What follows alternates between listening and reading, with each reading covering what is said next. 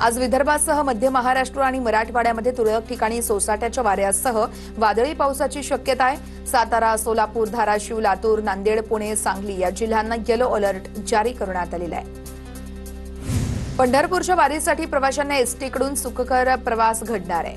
पंढरपूरला जाण्यासाठी 40 प्रवासी असतील तर एसटी बस थेट दारात येणार आहे। सवलतीच्या दरामध्ये एसटीची सेवा उपलब्ध असेल। एसटीच्या पुणे वाहतूक विभागाकडून यावेळी सांगण्यात आलेली आहे संपूर्ण माहिती आणि पुणे विभागीय वाहतूक अधिकारी कमलेश धनराळे यांनी ही माहिती दिलेली आहे। मुख्यमंत्र्यांच्या आदेशानुसार पंढरपूरमध्ये व्हीआयपी दर्शन बंद। 27 जुलैपर्यंत व्हीआयपी दर्शन बंद। कोणालाही व्हीआयपी दर्शन दिल्यास कारवाई केली जाणार, जिल्हाधिकाऱ्यांची माहिती। ऐतिहासिक किल्ले सिंधुदुर्गाच्या दुसऱ्या नंबरच्या बुरुजाला भगदाड। हे भगदाड 3 मीटर रुंदीचं असून समुद्राचं पाणी किल्ल्यात शिरण्याची शक्यता आहे। युनेस्कोच्या जागतिक वारसा स्थळांच्या यादीमध्ये असलेल्या किल्ले सिंधुदुर्गची अवस्था बिकट। केंद्रीय मंत्री नितीन गडकरी आणि मुख्यमंत्री देवेंद्र फडणवीस उद्या पुणे दौऱ्यावरती। उद्या पुण्यामध्ये 3 महामार्गांचं भूमिपूजन होणार आहे। दोन्ही उपमुख्यमंत्री उपस्थित असतील। खासदार सुप्रिया सुळे यांनाही या कार्यक्रमाचं निमंत्रण देण्यात आलेलं आहे। पुणे विद्यापीठामध्ये निवृत्त अधिकाऱ्यांची भरती होणार आहे। विद्यापीठात कर्मचाऱ्यांची संख्या अपुरी आहे, त्यामुळे कारभारात सुरळीत करण्यासाठी निर्णय घेण्यात आलाय। गट अ आणि गट ब या संवर्गातील 10% पदांसाठी भरती घेतली जाईल। एमपीएससी ऑनलाईन परीक्षा तातडीने लागू होणार नाही। संगणक आधारित परीक्षा प्रणाली ऑगस्ट 2027 पासून लागू करा। प्रशासन आणि विद्यार्थी संघटनांच्या बैठकीत मुख्यमंत्र्यांचे निर्देश। राज्यातील पॉलिटेक्निक प्रवेश प्रक्रियेत यंदा विक्रमी प्रतिसाद। पहिल्याच फेरीमध्ये 49,631 विद्यार्थ्यांना जागा मिळाली तर 49,678 विद्यार्थ्यांना त्यांच्या प्रथम पसंतीच्या महाविद्यालयामध्ये प्रवेश मिळाला। पुण्यामध्ये डीएसकेचे ठेवीदार अजूनही हवाल दिलेत, तर ठेवीदारांचे पैसे परत देण्यासाठी प्रशासकीय स्तरावरती कोणतीही हालचाल केली जात नसल्याचा आरोप आहे। डीएसकेच्या मालमत्तांचा लिलाव करून ठेवीदारांचे पैसे देण्याचे आदेश मुंबई हायकोर्टाने दिलेले आहेत। ओला, उबर, रॅपिडो सारख्या कंपन्यांना शासनाने निर्धारित केलेल्या नियम आणि अटींचं पालन करूनच व्यवसाय करणं अनिवार्य। ॲप आधारित प्रवासी वाहतूक सेवा अधिक सुरक्षित, जबाबदार करण्यासाठी राज्य शासनानं धोरण लागू केलं। आता डेडलाईन नाही पण थेट पाणी द्या। रखडलेल्या पाणी योजनेवरून मुख्यमंत्र्यांनी अधिकाऱ्यांना धारेवर धरलं, तर पाईपलाईनसाठीच्या खड्ड्यामुळे अपघात झाला तर खपून घेणार नाही, फडणवीसांचा इशारा आहे। इथेनॉल मिश्रित इंधनासंदर्भात आदित्य ठाकरेंचं पंतप्रधान मोदींना पत्र। देशभरातील लाखो नागरिकांकडून इथेनॉल मिश्रणासंदर्भात चिंता व्यक्त। आदित्य ठाकरे यांच्याकडून इंधनाचा पर्याय उपलब्ध करून देण्याची मागणी। राज्यामध्ये आंतरराष्ट्रीय दर्जाचे कॅन्सर उपचार संशोधन सुविधा करा। महाकेअर संचालक मंडळाच्या बैठकीमध्ये मुख्यमंत्र्यांचे निर्देश आहेत। महाकेअर अंतर्गत नागपूरमध्ये एक महत्त्वाची उपकंपनी स्थापन केली जाणार आहे। गडचिरोलीमध्ये 22 मिनी सेतू केंद्र सुरू होणार आहेत। आपले सरकार सेवा केंद्रामार्फत नागरी सुविधा मिळतील। नागरिकांना गाव पातळीवरच विविध ऑनलाईन सेवा उपलब्ध होणार आहेत। नागरिकांचे पैसे, वेळ आणि श्रमाचीही बचत होणार आहे। मुंबई पालिकेच्या महापौरांविरोधात विरोधी पक्षातील नगरसेवक आक्रमक। महापौरांच्या कार्यालयाबाहेर पेडणेकरांसह विरोधकांची घोषणाबाजी। चेंबूर दुर्घटनेचा मुद्दा सभेत चर्चेसाठी न घेतल्यानं घोषणाबाजी करण्यात आल्याची माहिती। विलास गुलेच्या कुटुंबियांची मंत्री पंकजा मुंडे यांच्याकडून भेट। 5 लाख रुपयांची आर्थिक मदत। बीडच्या केज तालुक्यातील टाकळीमध्ये तरुण विलास गुलेची चाकून वार करून हत्या झाली होती। नागपूरमध्ये काँग्रेस नगरसेवक शुभम मोठघरे यांचा कारचा अपघात झालाय। मध्य प्रदेशातील हरदा रोडवर नीलगाई समोर आली, त्यामुळे चालकाचं नियंत्रण सुटलं। सुदैवानं अपघातात कोणतीही जीवितहानी झालेली नाहीये।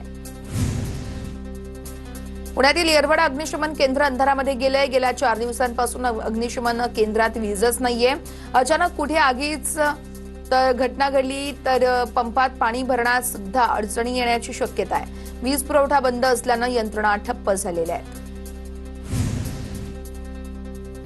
मुंबई पालिकेमध्ये अधिनियमाची प्रत इंग्रजीत काढली, त्यामुळे ठाकरे सेना आक्रमक। मुंबई पालिकेच्या कायद्याचं पुस्तक केवळ इंग्रजीमध्ये काढल्यानं वाद। इंग्रजी पुस्तक छापलं, त्यांच्यावरती कारवाई करण्याची ही मागणी आहे। वर्धा जिल्ह्यातील 12 वर्षीय अल्पवयीन मुलीच्या हत्या प्रकरणाला यावेळेस एका आरोपीला अटक करण्यात आलेली आहे। विशेष तपास पथक या प्रकरणाचा तपास करत आहे। वैद्यकीय अहवालानंतर पुढील बाबी स्पष्ट होतील। पोलीस अधीक्षक सौरभ अग्रवाल यांची ही माहिती आहे। मीरा रोडमध्ये 11व्या मजल्यावरून बांधकामातील क्रेन कोसळल्याची घटना, एकाचा मृत्यू तर एक जण गंभीर जखमी। जेपी नॉर्थ या परिसरातली घटना आहे। 11व्या मजल्यावरून क्रेन खाली पडल्यानं उभ्या असलेल्या वाहनांचंही मोठं नुकसान। राजगड पोलीस ठाण्यातील महिला कर्मचारी प्रतिमा शरद निकम यांना यंदाचा शिवगौरव पुरस्कार मिळालेला आहे। पुण्यातील ऐतिहासिक लाल महाल या ठिकाणी आयोजित सोहळ्यामध्ये सन्मान, राजस्थानचे राज्यपाल हरिभाऊ बागडे यांच्या हस्ते पुरस्कार प्रदान। चेंबूर दुर्घटनेतील चौकशी समितीचा अहवाल किशोरी पेडणेकरांनी फाडला। अहवाल मान्य नाही असं म्हणत पेडणेकर आक्रमक। भाजपचे गटनेते गणेश खणकर यांनी देखील चेंबूर दुर्घटनेच्या अहवालाचा यावेळी सभागृहामध्ये निषेध करत फाडलेला आहे। लोणावळा ग्रामीण परिसरामध्ये लागू केलेले मनाई आदेश रद्द, संभाव्य गर्दीच्या पार्श्वभूमीवरती मनाई आदेश लागू करण्यात आले होते। पावसाचा वेग कमी झाल्यानं जिल्हाधिकाऱ्यांकडून आदेश रद्द करण्यात आलेले आहेत। मुंबईतील प्रसिद्ध पारशी डेअरी फार्मावरती एफडीएची कारवाई आहे। अस्वच्छता आणि अन्न सुरक्षा त्रुटी आढळल्या, त्यामुळे परवाना निलंबित करण्यात आलेला आहे। जळगावच्या जामनेरमध्ये 30 वर्षीय विवाहितेवरती सामूहिक अत्याचार, फत्तेपूर पोलीस ठाण्यामध्ये 6 जणांविरोधात गुन्हा दाखल। जेवणातून गुंगीचं औषध देऊन बंदुकीची भीती दाखवून अत्याचार केल्याचा आरोप आहे। ठाण्याच्या शहापूरमधील खरपत गावात अज्ञात व्यक्तीकडून एकाची हत्या, 65 वर्षीय बारकू आलो निरगुडा यांची हत्या। पोलिसांकडून 4 आरोपींना अटक, तर जमिनीच्या वादातून हत्या झाल्याची प्राथमिक माहिती आहे। भिवंडी गुन्हे शाखेकडून घरफोडी करणारे 2 जण जेरबंद। नारपोली, बदलापूर, वर्तकनगर पोलीस ठाण्यामध्ये यावेळेस 7 गुन्ह्यांची उकल झाली आहे। आरोपींकडून 17,27,000चा मुद्देमाल हस्तगत करण्यात आलेला आहे।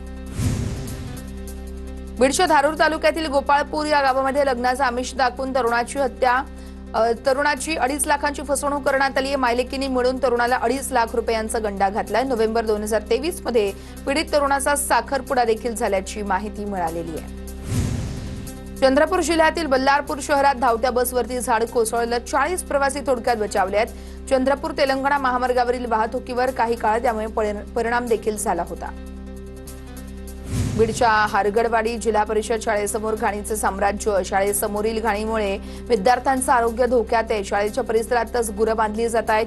शाळेसंदर्भातील समस्यांवरून पालकांचं उपोषण सुरू आहे। बीडच्या अंबाजोगाई तालुक्यात सलग दुसऱ्या दिवशी जोरदार पाऊस, अंबाजोगाई परिसरातील शेतकऱ्यांना मोठा दिलासा। जिल्ह्यातील काही भागात अद्यापही पावसाची प्रतीक्षा आहे। बीडच्या केजमध्ये ग्रामीण भागामध्ये पाऊस न पडल्यानं पिकं धोक्यात आली आहेत। केजच्या शहरी भागात पावसाची हजेरी, मात्र ग्रामीण भागात अद्यापही पावसाची दडीच आहे। बुलढाणा जिल्ह्यामध्ये पावसाने पाठ फिरवलेली आहे। शेतातील उभी पिकं करपली आहे, तर हजारो हेक्टरवरील पिकं धोक्यात आली आहेत। दुबार पेरणीचं शेतकऱ्यांवर संकट ओढावलेलं आहे। रोहा तालुक्यातील देवकान्हे गावात भर पावसाळ्यात देखील पिण्याच्या पाण्याचा प्रश्न गंभीर। जलजीवन मिशन योजनेतील नळांना अजूनही पाणी नाही। 3 पाणीपुरवठा योजना राबवण्यात आल्या तरीही पाण्याचा प्रश्न सुटतच नाहीये। नागपूरसह चंद्रपूर जिल्ह्यामध्ये 16 दिवसांपासून पावसाची दडी आहे। पाऊस नसल्यानं धान आणि सोयाबीन पीक धोक्यात आलेलं आहे। चाळीसगावच्या यावेळेस पावसाअभावी अनेक भागात पिकांची वाढ खुंटली आहे। बळीराजा चिंतेत आहे।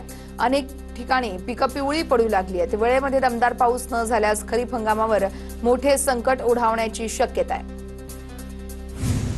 जळगावच्या मुक्ताईनगरमध्ये 6 यावेळेस या संपूर्ण परिसरामध्ये जुलै महिना संपत आला तरी बंधारे अजूनही कोरडेच आहेत।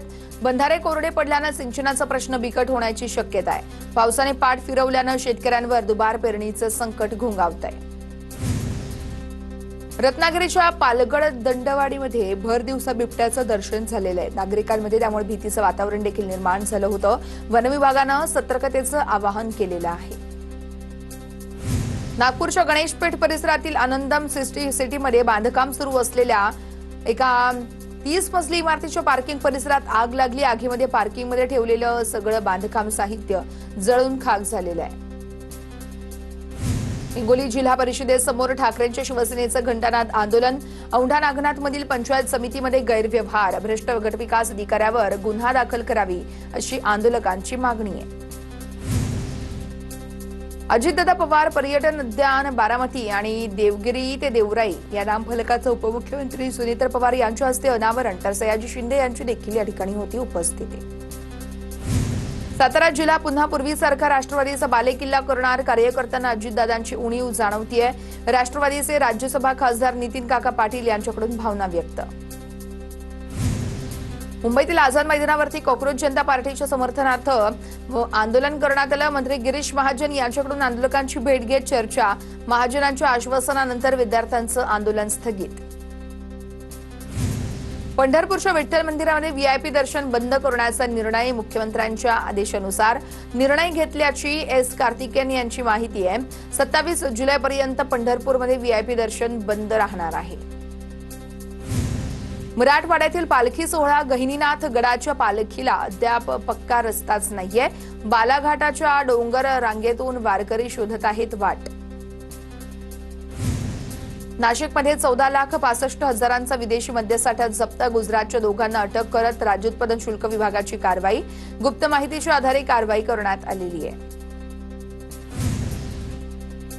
अकोलामध्ये एफडीएकडून गुटख्याच्या कारखान्यावर छापा, 50 लाखांचा गुटखा जप्त। कारखाना संचालक गौरव शर्मा विरुद्ध गुन्हा दाखल करण्याची प्रक्रिया सुरू आहे। मकोका अंतर्गत कारवाईची देखील शक्यता आहे। नागपूरच्या रामदास पेठेतील हॉटेलवर पोलिसांची धाडे, मेफेड्रोन ड्रग्ज पार्टी करणाऱ्या 3 तरुणांना सीताबर्डी पोलिसांकडून अटक। अहिल्यानगरच्या श्रीरामपूरमध्ये एमडी ड्रग्जसह आरोपीला अटक। अस्तगाव फाट्यावर स्थानिक गुन्हे शाखेची कारवाई, लाखोंचा मुद्देमाल जप्त आणि या प्रकरणी पोलिसांकडून अधिकचा तपास सुरू आहे।